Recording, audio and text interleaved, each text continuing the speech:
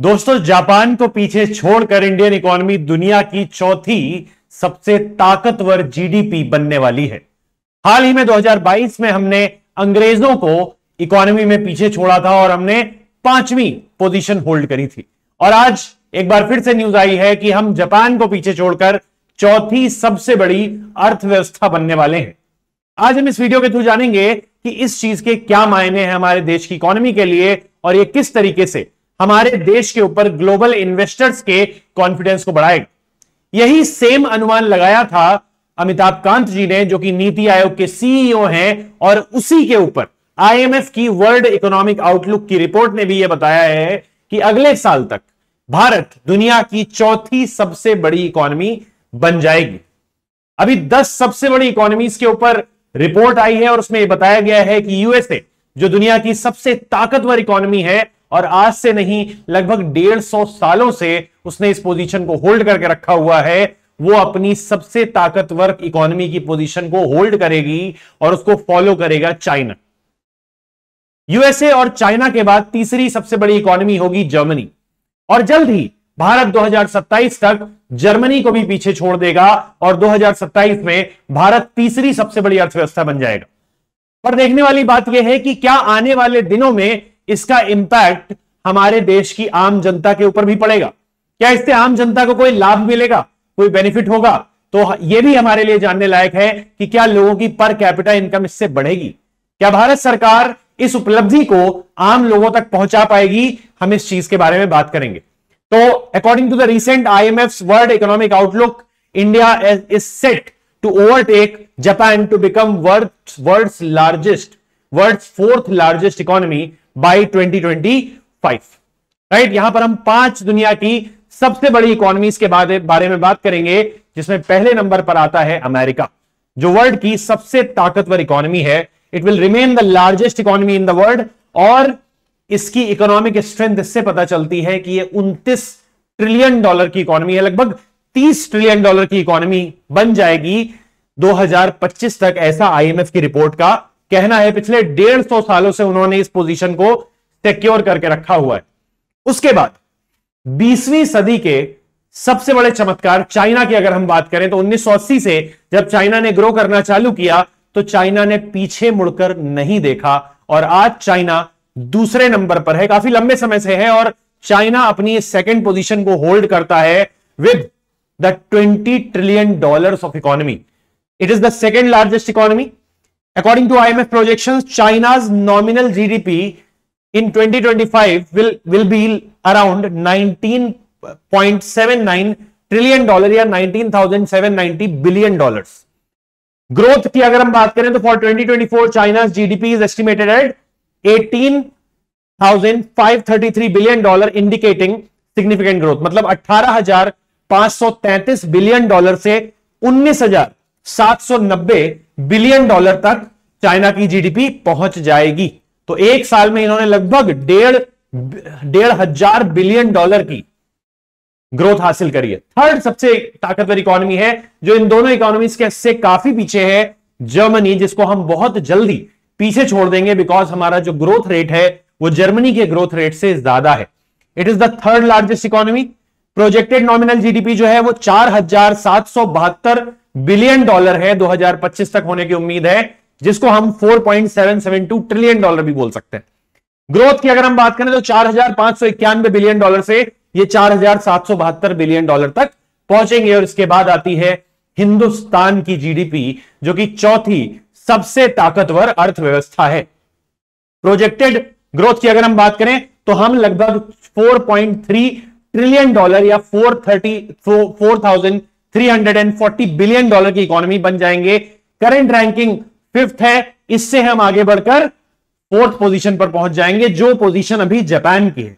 Slow growth rate की वजह से जापान की इकोनॉमी हमसे पीछे आ चुकी होगी। We will overtake Japan, we will surpass Japan. And future growth की अगर बात करें तो 2027 तक इंडिया की इकोनॉमी दुनिया की तीसरी सबसे बड़ी इकोनॉमी होगी। परचेजिंग पावर पैरिटी की बात करें, पीपीपी की बात करें, तो ऑलरेडी हमारा देश तीसरे नंबर की सबसे ताकतवर इकोनॉमी में आता है। जापान जो कि स्लो ग्रोथ रेट देख रहा है क्योंकि वहां की पॉपुलेशन में एजिंग बहुत ज्यादा है, वहां पर डिमांड बहुत कम है, तो इस वजह से जापान लगातार पीछे की ओर खिसकता जा रहा है। Projected ranking will be 5th, तो they will hold 5th position. $4.3 trillion के आसपास इनकी भी इकोनॉमी होगी। इंडियन जीडीपी की अगर हम बात करें तो लगातार इंडियन जीडीपी ने एक प्रॉमिसिंग ग्रोथ शो करी है। ऑल्दो हमें जीएसटी के बाद, जीएसटी इंप्लीमेंटेशन के बाद, कोविड-19 आने के बाद कुछ ऐसे झटके लगे जिससे इकोनॉमी ने रिकवर किया और फिर भी अपनी ग्रोथ को मेंटेन रखा। आपको यह आंकड़े देख करके पता चल रहा है कि लगातार हमने 7.4%, 8%, 8.3%, 6.8%, 6.5%, फिर एक डिप आया 9.1%। इस तरीके से हमने ग्रोथ लगातार की है। इसके पीछे सरकार की पॉलिसीज भी हैं कि उन्होंने कहीं ना कहीं हमारी इकोनॉमी को संभाला। साथ ही साथ हमारे देश की जो युवा पॉपुलेशन है, युवा जनसंख्या है, जो बहुत ज्यादा डिमांड पोज करती है इकोनॉमी के आगे, जिसकी वजह से हमारी इकोनॉमी में एक्सपेंशन बहुत ज्यादा दिखता है बिकॉज ऑफ इन्फ्लेशन। लगातार हमने एक सिचुएशन होल्ड करी है। अगर आप देखें तो फ्रॉम 2014 टू 2024 लगातार हमने 6 to 7% के ग्रोथ रेट पर ग्रो किया है। हमारी इकोनॉमी को इतनी ताकत देने वाले कौन से फैक्टर्स हैं, कौन से फैक्टर्स हैं जो हमारी इकोनॉमी को स्ट्रांग बनाते हैं, हमारी इकोनॉमी को इतना स्ट्रेंथन करते हैं? उसके पीछे सबसे बड़ा रीजन है डोमेस्टिक डिमांड और उसका सबसे बड़ा रीजन है डेमोग्राफिक डिविडेंड। हमारे पास जो यूथफुल पॉपुलेशन है, लगभग देश में 65% पॉपुलेशन है जिसकी उम्र 35 साल या उससे कम है। तो ऐसी 65% पॉपुलेशन लगातार डोमेस्टिक डिमांड को अपलिफ्ट करके रखती है, जिससे हमारी इकोनॉमी में एग्रीगेट डिमांड काफी हाई है और उसी से हमारी जीडीपी इतनी ज्यादा इन्फ्लेटेड और एक्सपेंडेड आती है। गवर्नमेंट भी इससे रिलेटेड लगातार इनिशिएटिव्स ले रही है, जैसे make in India, skill India, startup India. अब इन इनिशिएटिव्स को सपोर्ट करने के लिए गवर्नमेंट साथ ही साथ इंफ्रास्ट्रक्चरल डेवलपमेंट भी कर रही है।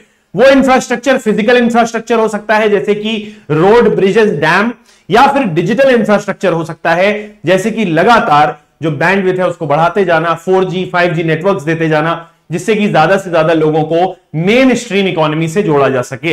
इंटरनेट कनेक्टिविटी देना, वाईफाई से रिलेटेड नए नई टेक्नोलॉजीज का यूज करना, जिससे कि ज्यादा से ज्यादा इंक्लूजन को पॉसिबल बनाया जा सके। अब आप देख सकते हैं कि किस तरीके से एक और फैक्टर है जो हमारा बहुत बड़ा, मोदी गवर्नमेंट के अंडर में हमने देखा कि लगातार एफडीआई 2014 से अगर आप देखेंगे तो शार्प राइज हमें देखने को मिला है एफडीआई में। ऑल्दो पिछले कुछ सालों में एफडीआई कम हुआ है, बट 2014 के बाद से ग्लोबल इन्वेस्टर का कॉन्फिडेंस हमारी इकोनॉमी पर बढ़ा, जिसकी वजह से हमारे यहां बहुत ज्यादा फॉरेन कैपिटल आई, फॉरेन इन्वेस्टमेंट आया, जिसने इंडस्ट्रीज की ग्रोथ को प्रमोट किया।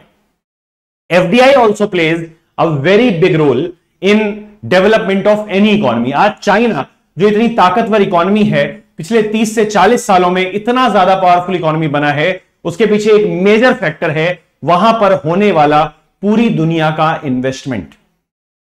तो इसी तरीके से इंडिया को भी फॉरेन इन्वेस्टमेंट को अट्रैक्ट करने के लिए, पुल करने के लिए नई नई पॉलिसीज लानी चाहिए। गवर्नमेंट और आरबीआई दोनों ही इस बात का ख्याल रखते हैं कि हम कोई भी ऐसी पॉलिसी फॉर्मुलेट ना करें जिससे हमारे देश से जो ग्लोबल इन्वेस्टर्स हैं वो दूर जाएं, जैसे कि अभी रिसेंटली वो चाइना की तरफ गए, राइट। तो इसलिए हमें इस चीज का लगातार ध्यान रखना है कि फॉरेन इन्वेस्टमेंट, ग्लोबल इन्वेस्टमेंट अगर आ रहा है तो वो इंडिया में ही आए। उसके लिए भले ही हमें स्किल्ड एजुकेशन देनी पड़े, हमें ज्यादा से ज्यादा इंटरेस्ट रेट देना पड़े, जिससे कि हम ग्लोबल इन्वेस्टमेंट को अपने यहां ला सकें, इंडस्ट्रीज डेवलप हो सकें, इंडस्ट्रीज के सामने कैपिटल से रिलेटेड प्रॉब्लम्स ना रहें। रीजंस क्या है? नए नए इकोनॉमिक रिफॉर्म्स किए गवर्नमेंट ऑफ इंडिया ने और आरबीआई ने भी नए नए इकोनॉमिक रिफॉर्म्स किए। हमने इन्फ्लेशन को टारगेट करना चालू किया, हमने फिस्कल डेफिसिट को मेंटेन करना, उसके लिए गवर्नमेंट को अकाउंटेबल बनाना चालू किया। 2003 में हमने fiscal responsibility and budgetary management act को इनैक्ट किया, जिससे कि हमारे देश में फिस्कल डेफिसिट को, डेट बर्डन को हम कंट्रोल कर सके, गवर्नमेंट को रिस्पॉन्सिबल बना सकें। साथ ही साथ one nation one tax, one nation one market one tax, GST की वजह से भी हमारे देश में इतना ज्यादा इन्वेस्टमेंट आया। गवर्नमेंट की जो पॉलिसीज हैं regarding ease of doing business, वो भी कहीं ना कहीं इन्वेस्टमेंट को अट्रैक्ट करने में हेल्प करती हैं। साथ ही साथ 90s में हुए एलपीजी रिफॉर्म्स की वजह से भी आज इंडियन इकोनॉमी ओपन है और वहीं से शुरुआत हुई थी इन्वेस्टमेंट की इंडिया में आने की। There are simplified regulations and ease of doing business which have attracted foreign companies. Market potential एक बड़ा फैक्टर है कि भाई इंडिया में एफडीआई क्यों आता है। उसके पीछे रीजन है कि इतनी बड़ी इकोनॉमी है, इतनी ज्यादा डिमांड है, यूथफुल पॉपुलेशन है, वो ज्यादा से ज्यादा प्रोडक्ट्स को यूटिलाइज करना चाहती है। इंफ्रास्ट्रक्चर डेवलपमेंट पर गवर्नमेंट लगातार ध्यान दे ही रही है। डिजिटल इकोनॉमी की ग्रोथ हो रही है। हमारा देश एक बहुत बड़ा मैन्युफैक्चरिंग हब बन सकता है आगे चलकर, क्योंकि हमारे यहां सबसे बड़ा मार्केट तो है ही है। तो क्यों नहीं कंपनीज ये चाहेंगी कि हम इसी देश में बनाएं और इसी देश में बेच दें, इकोनॉमीज ऑफ स्केल क्रिएट करें। Rapid digitalisation and internet penetration encourage investment in technology and commercial sectors, right? Digital India जैसे जो इनिशिएटिव्स हैं, गवर्नमेंट की पॉलिसीज हैं, वो भी इन्वेस्टमेंट को अट्रैक्ट करते हैं। Government initiatives like make in India, आत्मनिर्भर भारत, इसके लिए आत्मनिर्भर भारत पैकेज भी दिया गवर्नमेंट ने, जिससे कि एंटरप्रेन्योरशिप को प्रमोट कर सकें। आज हम सोशल मीडिया में, टीवीज में देखते हैं, टेलीविजन मीडिया में देखते हैं कि शार्क टैंक जैसे प्रोग्राम्स चलाए जा रहे हैं जिसमें कि एंटरप्रेन्योरशिप को प्रमोट किया जा रहा है। तो ये सारे के सारे इनिशिएटिव्स कहीं ना कहीं गवर्नमेंट और प्राइवेट हाउसेस मिलकर लेते हैं। इंडियन इकोनॉमी के पॉजिटिव्स क्या है, क्या हमारी इकोनॉमी में अच्छा है? तो सबसे बड़ी बात है कि हमारी जो ग्रोथ है वो रैपिड है। We are making rapid economic growth. क्या वो इकोनॉमिक ग्रोथ सस्टेनेबल है? कुछ हद तक वो सस्टेनेबल है, बट एक लंबे समय के लिए अगर हम देखें तो हम अगर अपने मैन्युफैक्चरिंग सेक्टर पर काम नहीं करेंगे, हम अपने यूथ को अगर स्किल एजुकेशन नहीं प्रोवाइड करेंगे, तो उस ग्रोथ को सस्टेनेबल रख पाना मुश्किल हो जाएगा। इसलिए ये पॉजिटिव तो है, बट तब तक जब तक हम अपनी डिमांड को मेंटेन रख सकें, क्योंकि डिमांड हमेशा नहीं मेंटेन रहेगी, हमें लोगों को रोजगार देने पड़ेंगे। साथ ही साथ कंज्यूमर मार्केट हमारा बहुत बड़ा है, इस पर हम ऑलरेडी डिस्कस कर चुके हैं। इकोनॉमिक सेक्टर्स डाइवर्स हैं, तीनों सेक्टर्स हमारे यहां हैं, प्राइमरी सेक्टर है, मैन्युफैक्चरिंग सेक्टर है और सर्विसेज सेक्टर है। हमें इनके बीच में जो सप्लाई चेन है उसको बस अच्छा बनाने की जरूरत है, हमें इंफ्रास्ट्रक्चर को इंप्रूव करने की जरूरत है। एफडीआई इंडिया में बहुत आता है, स्टार्टअप इकोसिस्टम इंडिया में बिल्ड हो रहा है और उसको गवर्नमेंट कहीं ना कहीं टैक्स से रिलेटेड रिलीफ देकर, बहुत सारे रिलीफ देकर गवर्नमेंट लगातार प्रमोट कर रही है कि हम स्टार्टअप्स को ज्यादा से ज्यादा, स्टार्टअप्स केवल कॉमर्शियल नेचर के ही नहीं है, सोशल स्टार्टअप्स भी हैं, एग्रीकल्चरल स्टार्टअप्स भी हैं, तो यह ध्यान देने वाली बात है। नेगेटिव क्या है भाई? जो भी इकोनॉमी केवल और केवल डिमांड पर बेस्ड होती है और इकोनॉमिक ग्रोथ रैपिड होती है, इकोनॉमी एक्सपैंड हो रही होती है, वहां पर इन्फ्लेशन होता ही होता है। इसको रोकने के लिए, इसको कंट्रोल करने के लिए आरबीआई ने एस्टैब्लिश किया मॉनेटरी पॉलिसी कमेटी। हम इस चीज को प्रीवियस वीडियोस में डिस्कस कर चुके हैं, आप जरूर वो वीडियो जाकर देखें कि मॉनेटरी पॉलिसी का कॉन्स्टिट्यूशन कैसे होता है, मॉनेटरी पॉलिसी के पीछे कौन कौन से पॉलिसीज थी जो कि अप्लाई की गई, रघुराम राजन जी ने किस तरीके से उर्जित पटेल कमेटी के फॉर्मेशन के लिए रिकमेंडेशन दिया, फिर उर्जित पटेल ने यह रिकमेंड किया कि हमें मॉनेटरी पॉलिसी कमेटी की जरूरत है जो कि इन्फ्लेशन को टारगेट करेगी with in the bracket of 2 to 6%। Infrastructure से रिलेटेड डिफिशियंसीज है, हर एक स्टेट में नहीं है, रीजनल डिफिशियंसीज हैं। जैसे कि आज भी हमारे देश के कुछ ऐसे स्टेट्स हैं, बिहार, छत्तीसगढ़, जहां पर इंफ्रास्ट्रक्चर उतना ज्यादा अच्छा नहीं है जितना अच्छा होना चाहिए। लॉ एंड ऑर्डर सिचुएशन भी उसको इतना ज्यादा हेल्प नहीं करती है। तो इस वजह से हमें इंफ्रास्ट्रक्चरल डेफिशिएंसीज को खत्म करना होगा। हमें पूरे इंडिया में जो भी रीजनल डिस्पैरिटीज हैं रिगार्डिंग इंफ्रास्ट्रक्चर, उसको दूर करना होगा, तभी हम और ज्यादा इन्वेस्टमेंट को अट्रैक्ट कर पाएंगे। डिपेंडेंस ऑन एग्रीकल्चर एक बहुत बड़ा सेक्टर है, एक बहुत बड़ी पॉपुलेशन है जो एग्रीकल्चर पर डिपेंडेंट है। उसके पीछे एक बहुत बड़ा रीजन यह भी है कि हमारे यहां एजुकेशन जो है वो लोगों को जॉब, एम्प्लॉयमेंट नहीं देती है। इसी वजह से लोग ये समझते हैं कि भाई अगर हमारे पास लैंड है तो हम एग्रीकल्चर में ही क्यों ना इन्वॉल्व रहें। अगर हमारे यहां एजुकेशन, एम्प्लॉयमेंट देने लगी तो लोग जरूर एग्रीकल्चर से थोड़ा सा बाहर जाएंगे, जिसकी वजह से डिस्गाइज्ड अनएम्प्लॉयमेंट जो है वो कम होगा और हमारी प्रोडक्टिविटी भी बढ़ेगी। साथ ही साथ ग्लोबल इकोनॉमिक डिपेंडेंसी ऑयल के लिए, एनर्जी डिमांड्स के लिए, कई बार जैसे चाइना से चीपर गुड्स के लिए हमारी मार्केट में चूंकि कमी हो जाएगी, ठीक है, हम अपनी मार्केट की कमी को, अपनी मार्केट की सप्लाईज को मेंटेन ही नहीं कर पाते हैं, तो हम इकोनॉमिक डिमांड्स के लिए, चीपर गुड्स के लिए, प्राइमरी गुड्स के लिए, प्राइमरी आर्टिकल्स के लिए भी हम कहीं ना कहीं अभी भी ग्लोबल डिपेंडेंस शो करते हैं। ऑयल एंड एनर्जी डिमांड्स के बारे में तो आप जानते ही हैं इंडिया की। तो इंडिया को कहीं ना कहीं एक स्टेबल इकोनॉमी बनने के लिए, एक बड़ी इकोनॉमी बनने के लिए, साथ ही साथ हमारा जो ये प्रोजेक्टेड आइडिया है कि 2047 तक हम एक डेवलप्ड इकोनॉमी बनेंगे, उसके लिए जरूरी है कि ग्लोबल डिपेंडेंसी कम करनी होगी, एग्रीकल्चर पर डिपेंडेंसी कम करनी होगी और अपनी इकोनॉमी के जितने भी लैक्यूना हैं उनको दूर करना होगा।